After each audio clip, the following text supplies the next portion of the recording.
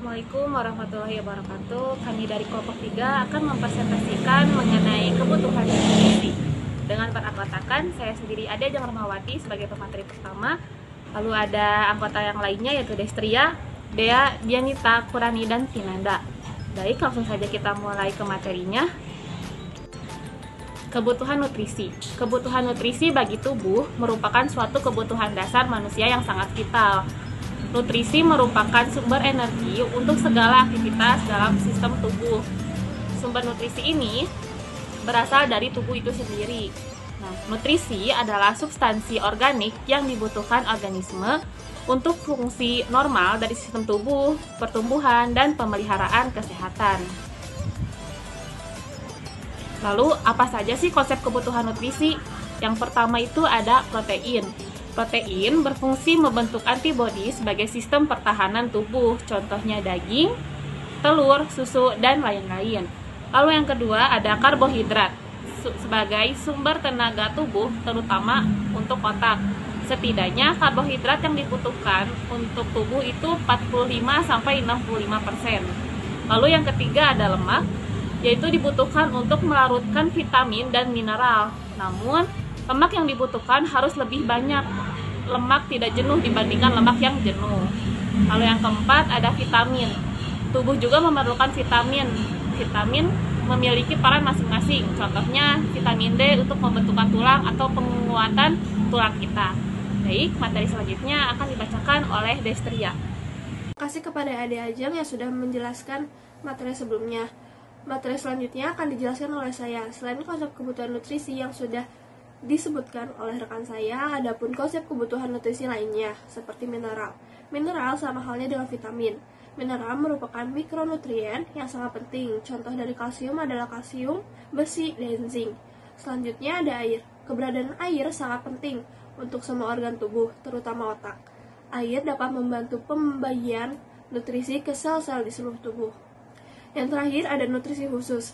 Mengkonsumsi nutrisi khusus terkadang penting untuk melengkapi kebutuhan tubuh Anda. Materi selanjutnya yaitu kebutuhan nutrisi sesuai tingkat perkembangan. Yang pertama ada nutrisi saat hamil. Wanita hamil harus makan dalam jumlah kalori yang lebih dari sebelum usia dia hamil, yaitu ditambah 300 kalori. Seperti asupan protein harus 15 gram lebih banyak, dan nutrisi kalsium dan zat besi yang bisa ditemukan dalam makanan biasa harus lebih banyak. Selanjutnya ada nutrisi ibu menyusui. Perasaan sering lapar wajar dialami ibu menyusui karena mereka perlu 500 kalori lebih banyak daripada saat hamil. Yang perlu dihindari adalah makanan yang bisa menyebabkan ibu alergi. Lalu yang selanjutnya untuk nutrisi bayi sampai 6 bulan. Bayi usia 6 bulan wajib hukumnya hanya mengkonsumsi ASI atau ASI eksklusif, kecuali dengan indikasi medis, ibu atau bayi tidak bisa diberikan ASI. Nah, setelah 6 bulan, lebih boleh atau lebih baik ditambah dengan makanan pendamping ASI. Baik, materi selanjutnya akan dijelaskan oleh rekan saya, Dea. Terima kasih kepada Destria. Izin melanjutkan presentasinya tentang kebutuhan nutrisi tingkat perkembangan. Nah, ada nutrisi bagi balita, di mana usia balita adalah periode perkembangan manusia yang paling pesat. Pemenuhan nutrisi sesuai kebutuhan penting agar tubuh kembangnya tidak tertinggal. Kemudian ada nutrisi pada remaja, di mana pertumbuhan remaja termasuk yang paling cepat. Dan juga remaja memerlukan asupan energi, protein, dan dihindari dari makanan tinggi lemak, lemak jenuh dan tinggi garam, gula, dan lemak. Yang terakhir yaitu ada nutrisi dewasa dan tua, di mana menurut Dr. Piastuti pertama asupan air harus cukup, kemudian makanan dengan karbohidrat yang cukup karena gula tidak boleh berlebihan. Karena emang makanan itu jangan ada dari gula atau garam itu jangan ada yang berlebihan dan jangan kekurangan juga. Kemudian karena gula tidak boleh berlebihan, juga makanan-makanan dengan kadar garam dan lemak harus seimbang. Tentunya kemudian harus menghindari makanan yang digoreng-goreng. Selanjutnya yaitu ada kebutuhan nutrisi pada ibu hamil, di mana yaitu ada asam folat. Nah, asam folat yaitu berfungsi untuk mencegah dari cacatnya ketika melahirkan. Nah, asam folat ini adalah vitamin B yang membantu mencegah cacat, tabung saraf, kelainan serius pada otak, dan susun tulang belakang. Yang kedua yaitu ada kalsium untuk memperkuat tulang, di mana ibu dan janin membutuhkan kalsium untuk tulang dan gigi yang kuat. Yaitu yang tadi disebutkan, yaitu fungsinya untuk memperkuat tulang.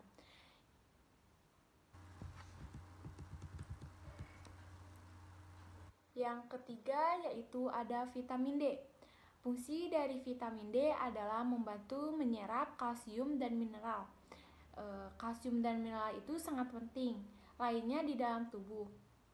Dan juga vitamin D yaitu berfungsinya untuk membantu penyerapan kalsium. Yang keempat yaitu ada protein. Protein yaitu untuk mendukung pertumbuhan si janin. Nah, protein mempengaruhi pertumbuhan jaringan janin termasuk otaknya. Mungkin sekian dari saya, dilanjut oleh rekan saya yaitu Dianita. Sekarang lanjut ke kebutuhan nutrisi pada ibu menyusui. Yang pertama ada karbohidrat, yang kedua ada protein, yang ketiga ada lemak, dan yang keempat ada vitamin dan mineral. Lanjut dengan faktor yang mempengaruhi kebutuhan nutrisi. Yang pertama ada pengetahuan.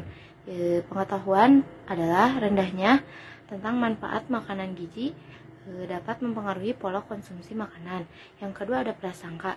Prasangka untuk buruk terhadap beberapa jenis bahan makanan yang bernilai gizi tinggi dapat mempengaruhi status gizi seseorang.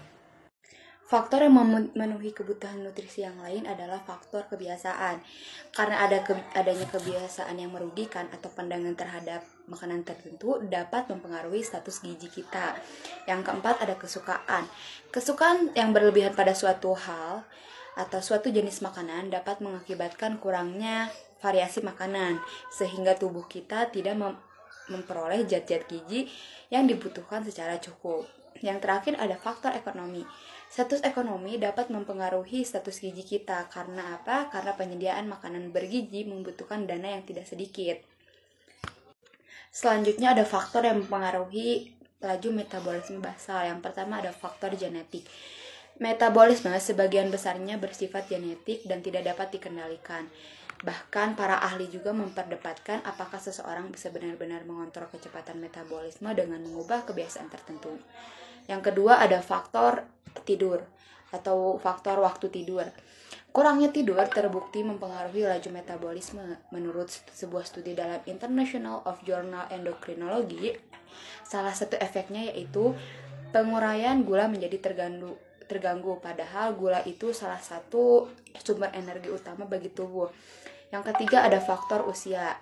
Nah, begitu Anda berusia 40 tahun ke atas, kecepatan metabolisme kita secara alamiah menurun 5% setiap tahunnya. Karena seiring bertambahnya dunia, massa otot tubuh akan digantikan oleh massa lemak. Selanjutnya akan dibacakan oleh rekan saya Vinanda. Baik, saya Vinanda Istiqomah. Di sini saya ingin menjelaskan tentang faktor-faktor yang mempengaruhi pola diet. Yang pertama ada jenis kelamin. Diet antara laki-laki dan perempuan tentunya sangat berbeda ya teman-teman. Kebutuhan kalori dan massa otot pada laki-laki cenderung lebih tinggi daripada perempuan. Hal tersebutlah yang mempengaruhi pola diet pada laki-laki dan perempuan. Lalu yang kedua ada usia. Saat melakukan diet, usia ini sangat berpengaruh dikarenakan kebutuhan gizi pada saat remaja dan pada saat tua sangat berbeda. Pada saat remaja, kebutuhan nutrisi sangat meningkat signifikan karena pada masa ini merupakan puncaknya organ yang meningkatkan fungsi kerjanya. Pada saat remaja, kebutuhan nutrisi sangat meningkat signifikan karena pada masa inilah merupakan puncaknya organ tubuh yang meningkatkan fungsi kerjanya. Lalu yang ketiga ada status kesehatan. Pastinya semua orang ingin memiliki tubuh yang sehat dan dihindari dari penyakit apapun. Misalnya, pada seseorang yang memiliki diabetes dan pada seseorang yang memiliki tubuh sehat itu memiliki cara yang berbeda untuk melakukan diet. Lalu yang keempat ada status berat badan. Pada saat melakukan program diet ini, berat badan sangat berpengaruh. Semakin tinggi berat badan kita, maka harus dilakukan ekstra sabar dan berolahraga yang tinggi serta mengurangi pola makan. Faktor yang kelima adalah kelas sosial. Jika seseorang pada kelas sosial, biasanya yang diutamakan adalah berat badan. Naik sedikit pun biasanya terasa minder dan ingin melakukan pola diet. Faktor yang keenam adalah pilihan pribadi. Biasanya seseorang yang ingin melakukan diet itu dari dalam dirinya sendiri, di mana pada saat melakukan diet, yang sudah berkomitmen lebih bersemangat untuk melakukan diet tersebut. Yang ketujuh ada agama. Pada agama tertentu, contohnya Islam, sangat dianjurkan untuk diet. Contohnya, salah satu cara diet yang benar pada agama Islam dianjurkan untuk mengonsumsi makanan tidak berlebihan. Lalu yang kedelapan ada psikologi. Psikologi ini sangat mempengaruhi dalam program diet, di mana seseorang akan lebih bersemangat untuk melakukan program diet ini. Lalu yang terakhir ada keyakinan dalam informasi. Setiap orang pasti memiliki cara diet yang berbeda-beda sesuai informasi yang ia dapat. Lalu selanjutnya ada cara menghitung indeks massa tubuh atau IMT. Bagaimana sih caranya? Check it out. Kita hitung bareng-bareng ya teman-teman. Nah, untuk cara penghitungannya, indeks massa tubuh yaitu berat badan dengan satuan kilogram, lalu dibagi dengan tinggi badan dengan satuan meter, dikali tinggi badan dengan satuan meter juga.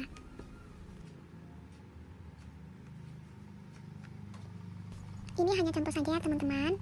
Ini berat badan dan tinggi badan saya 43 kg untuk berat badannya, lalu dibagi dengan tinggi badan 157 dengan satuan meter, berarti dikasih koma di depan angka 1. Lalu untuk tinggi badan selanjutnya sama ya teman-teman. Lalu 43 kita tulis kembali, dan 1,57 dikali 1,57 hasilnya 2,4649.